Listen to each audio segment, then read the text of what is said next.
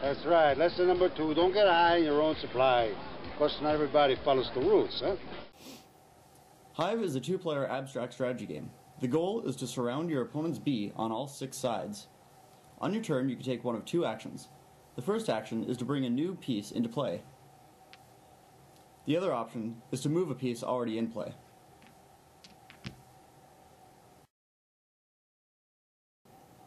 The first piece of the game is placed anywhere on the table. The second piece of the game is placed touching that piece. From that point on, players can only place new pieces in a position not adjacent to any of their opponent's pieces.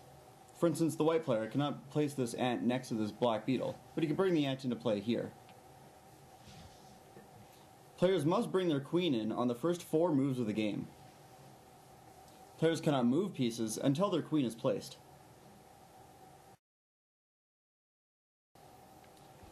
When moving pieces, 2 general rules must be observed. The first is the 1 hive rule. Before, during, and after moving a piece, all the pieces in the hive must be connected to one another.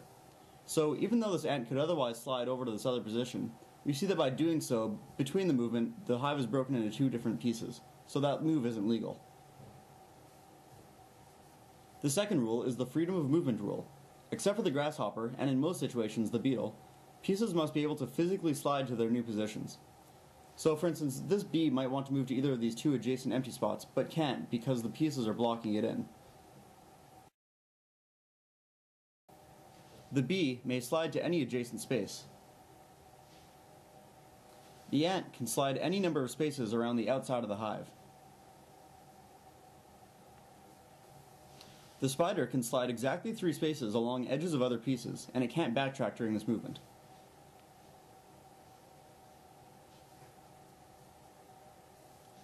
The beetle can slide 1 space with a single vertical shift before or after the movement.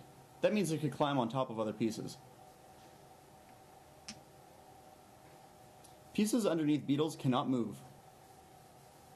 A stack of tiles counts as the color of the topmost tile for the purposes of bringing in new pieces. Grasshoppers can jump in any of the 6 directions so long as they jump over at least 1 piece. They jump to the next open space.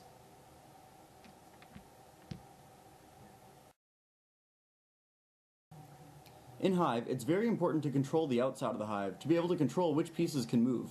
For instance, if the black player moves this ant over here, you see now this white beetle and white spider are unable to move because they'll break the hive otherwise, whereas the black player can still move this ant later if he deems it necessary. In Hive, as a basic rule, you can tell who's winning by whoever has fewer pieces surrounding their bee. As a consequence, if you're able to make a move with your bee that reduces this number, you should probably make that move. For instance, if the black player moves this ant over here, the white bee is now surrounded on 3 sides. But now the white bee can simply move here, be surrounded on only 1 side, and control both these black pieces. This is a very good move to make. As a corollary to this, try not to make moves where your opponent can benefit from this tactic. The white player can move the spider over here, then the black bee can just do the same thing. Instead, you should possibly move the white spider over here, locking down the bee. Placing a beetle on your opponent's bee is another way of keeping it from moving around.